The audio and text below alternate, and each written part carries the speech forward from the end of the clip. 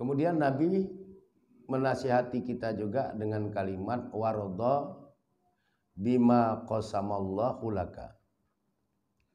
Dan relalah kamu terhadap apa yang diberikan Allah kepadamu. Takun aghnan nasi, agar kamu menjadi manusia yang paling kaya jiwanya. Jadi apapun yang Allah berikan, hendaklah kita rela. Hidup dengan qanaah, menerima apapun pemberian Allah kepada kita. Karena pada dasarnya tidak ada kebutuhan hidup makhluk ciptaan Allah yang tidak Allah penuhi. Kalau sebatas kebutuhan hidup, Allah penuhi. Yang belum tentu Allah penuhi itu adalah keinginan. Tidak semua keinginan kita itu Allah penuhi. Karena kadang-kadang ada keinginan kita itu yang kalau dipenuhi oleh Allah bisa mendatangkan kemudaratan kepada kita. Atas dasar pertimbangan itulah Allah terkadang tidak memberikan apa yang menjadi keinginan kita. Tapi apa yang menjadi kebutuhan kita itu pasti dipenuhi oleh Allah. Jangankan kita yang punya tangan, punya kaki, punya akal. Cacing yang tidak punya kaki jalan dengan badan, kebutuhannya terpenuhi. Ayam dengan modal cakarnya saja pun kebutuhan hidupnya terpenuhi. Jadi kalau persoalan kebutuhan hidup tidak ada yang tidak Allah penuhi. Yang Allah tidak selalu penuhi itu adalah keinginan. Karena tidak semua keinginan kita itu baik dalam penilaian Allah. Semuanya di sisi Allah itu ala miqdarihi. Atas takaran yang telah terukur oleh Allah. Jadi hiduplah kita dengan qanaah. Niscaya kita akan memiliki kekayaan jiwa. Wa ahsin ila jarika, dan berbuat baiklah kepada tetanggamu, takun mukminan, agar kamu menjadi orang beriman yang semestinya. Jadi berbuat baik kepada tetangga itu perintah Nabi. Mohon maaf, dalam kehidupan kita di era modern ini, persoalan kehidupan bertetangga ini nyaris konsepsi-konsepsinya itu terlupakan. Sudah sering kita mendengar berita. Ada orang meninggal dunia, sudah jadi kerangka, baru didapatkan. Ada orang meninggal dunia, sudah mengeluarkan bau, baru tetangganya tahu kalau tetangganya itu meninggal. Dan itu bukan satu kali, dua kali kejadian. Berulang-ulang. Kenapa itu bisa terjadi? Karena kepedulian kepada sesama tetangga itu menjadi menipis. Sehingga tidak ada lagi kepedulian satu sama lain. Tidak ada hal-hal yang bersifat saling menyapa. Padahal seharusnya kalau kita bertetangga, rumah tetangga kita itu sudah siang, lampu terasnya masih hidup, pintunya terkunci. Harusnya kita terpanggil untuk mencari tahu. Biasanya lampu teras itu pagi sudah dimatikan. Nanti sore dihidupkan kembali. Ini sudah siang kok masih hidup. Apakah yang punya rumah tetangga kita itu keluar kota? Atau dia dalam keadaan sakit di dalam rumahnya? Atau ada sesuatu yang sedang terjadi pada dirinya? Pedulilah kita. Kasih tahu kepala dusun, ayo kita lihat dulu. Takut kita nanti dia sakit pula di dalam. Tapi kepedulian kepada tetangga seperti itu lambat laun tergerus oleh suasana dan keadaan zaman. Maka yang terjadi adalah ada tetangga-tetangga yang sudah meninggal 3-4 hari, baru tetangganya tahu tetangganya sudah meninggal karena mencium bau dari mayit tetangganya itu. Bahkan ada yang sudah jadi tengkorak. Ini realitas kehidupan yang miris.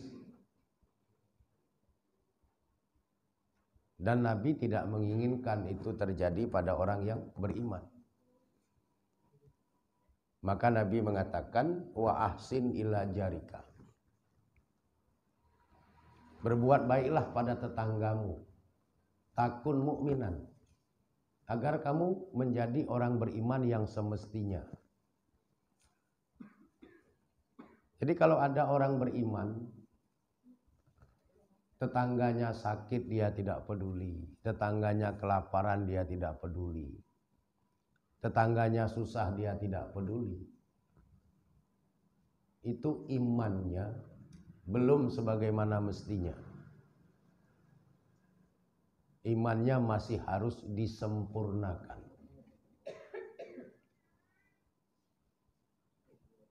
Jadi Nabi selalu mengingatkan kita, berbuat baiklah pada tetangga, minimal bertegur sapa.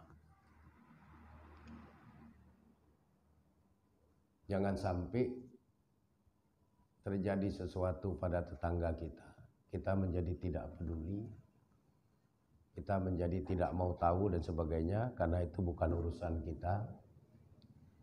Kalau itu yang terjadi, iman kita itu belum sebagaimana mestinya.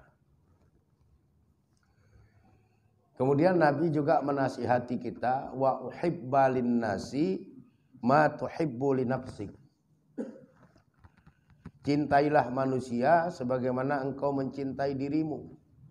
Takun musliman, agar kamu menjadi orang Islam yang sebenarnya. Jadi orang Islam yang sebenarnya itu adalah punya rasa kasih sayang kemanusiaan.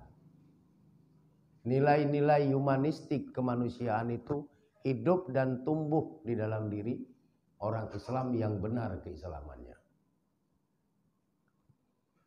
Orang yang benar keislamannya tidak akan merampas hak-hak orang lain yang bukan haknya. Orang Islam yang benar keislamannya itu tidak akan melakukan perilaku-perilaku yang tidak terpuji kepada orang lain. Karena perintah di dalam Islam yang dikeluarkan oleh Nabi Muhammad SAW kepada orang-orang Islam adalah agar kita mencintai manusia sebagaimana kita mencintai diri kita sendiri. Takun musliman, agar kita betul menjadi orang Islam. Jadi kalau ada orang Islam tidak mencintai sesama manusia, itu Islamnya belum sebagaimana mestinya. Kalau ada orang Islam mengambil hak orang lain yang bukan haknya, itu belum sebagaimana mestinya keislamannya.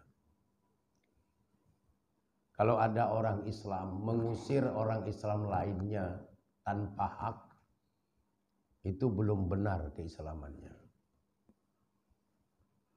Dan kita harus selalu ingat, hidup kita ini hanya mengutip dari apa yang kita lakukan. Kalau kita berbuat baik, kebaikanlah yang akan kita nikmati. Kalau kita berbuat yang tidak baik, ketidakbaikan itulah yang akan kita nikmati. Kalau hari ini kita ambil orang punya tanpa hak, cepat atau lambat, kita punya pun akan diambil oleh orang tanpa hak. Kalau hari ini kita usir orang, maka cepat atau lambat kita pun akan diusir orang.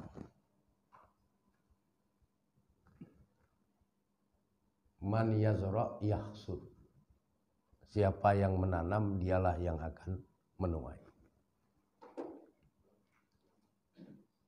Jadi kita harus benar-benar mencermati ini.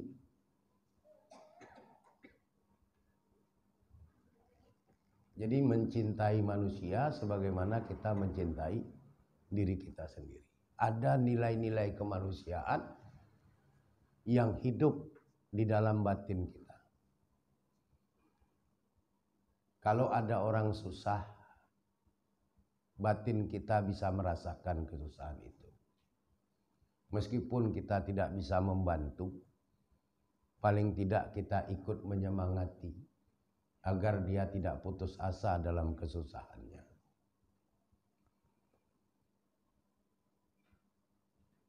Inilah yang diajarkan oleh Nabi kepada kita supaya Islam kita itu menjadi sebagaimana mestinya. Sayang kepada sesama manusia. Tidak nyaman melihat orang lain menderita.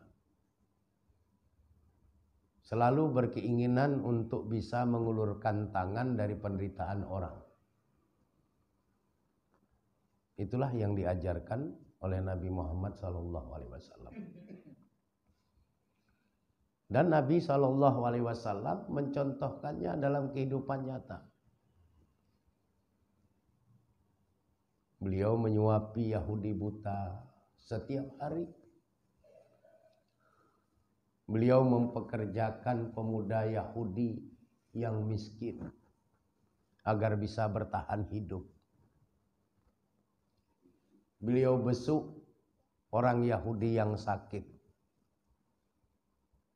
Dengan itu mudah-mudahan Allah membukakan hidayah baginya. Jadi rasa sayang kepada sesama manusia itu bahagian yang diajarkan oleh Nabi kepada kita. Sehingga terasalah Islam itu memang betul-betul rahmatan lil alamin. Menjadi rahmat bagi alam semesta. Menyayangi manusia, peduli pada tetangga. Itu bahagian dari penentuan benar atau tidak benarnya iman dan Islam kita. Jadi bukan hanya persoalan sholat, persoalan baca Quran, tapi persoalan bagaimana hubungan baik kita dengan tetangga. Bagaimana persoalan hubungan baik kita dengan sesama manusia. Itu menentukan sudah benar atau belum benarnya iman dan Islam kita. Jadi hablum minallah berlangsung dengan baik, hablum minan nas juga harus tegak di dalam kehidupan kita. Kemudian yang terakhir, wala tuksirid dohik fa inna kasratud dohik yumitul qalba. Janganlah engkau tertawa berlebih-lebihan. Jangan terlalu banyak tertawa. Karena sesungguhnya terlalu banyak tertawa berlebih-lebihan itu yumitul qalba. Mematikan hati. Jadi kalau kita bahagia, nikmatilah kebahagiaan itu sekedarnya. Kalau kita gembira, tertawalah kita sekedarnya. Karena dalam hidup ini, di samping Allah menganugerahkan kegembiraan, Allah juga menganugerahkan kesedihan. Di dalam hidup ini, di samping Allah menganugerahkan kita bisa tertawa, Allah juga menganugerahkan kita bisa menangis. Jadi kalau bahagia, jangan berlebihan. Kalau sedih pun jangan berlebih-lebihan, jangan sampai niyahah meratap-ratap. Kalaupun kita tertawa, jangan berlebih-lebihan. Begitu juga kalau kita menangis, jangan berlebih-lebihan.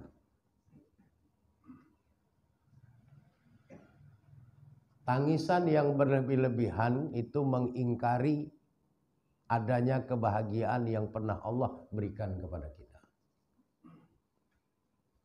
Tertawa yang berlebih-lebihan itu mengingkari adanya kesedihan yang pernah Allah berikan kepada kita.